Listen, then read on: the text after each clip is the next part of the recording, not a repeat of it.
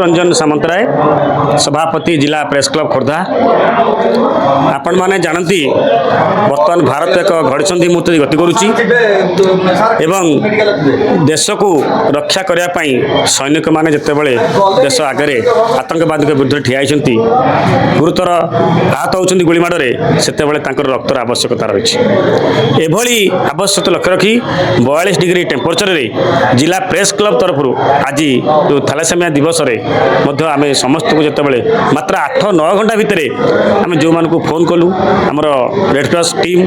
जोड़ा जो मैंने ब्लड संग्रह कर टीम समस्त को जितेबाला आम फोन कलु समस्ते 2 घंटा भितर एकाठी हो गले। बर्तमान आप देखु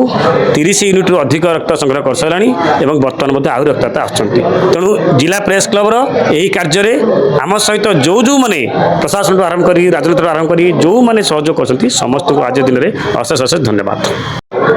आपन परिचय टिके देबे। सोनाली साहू कोन कहबे जो आस्ट्रेलिया रक्तदान शिविर हम जीवन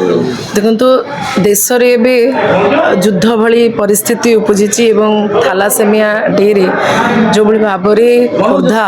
सांबादिक संघ आज एभली एक निष्पत्ति नैछंती रक्तदान शिविर आयोजन करी सेमानंकु साधुवाद जणाउछि। एभली एक परिस्थिति रे दूधू खरा रे आज जो भाई बने आसिक रक्तदान करछंती स्वेच्छाकृत भाबरे सेमानंकु मध्य धन्यवाद देबी। खाली रक्तदान नुहे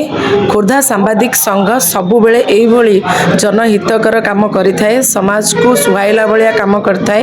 तेणुकरी ये अनुष्ठान उत्तरोत्तर कामना करछि एमती लोक मानक सहित जोड़ी हेकि रुहंतु समाज रो मंगल कामना करूछि एवं समाज पई जो सेमानकर अवदान रहिछि खोर्धा सांबादिक एसोसिएशन सबु सांबादिक भाई भौणी मानक अंतररु बहुत बहुत धन्यवाद देबी।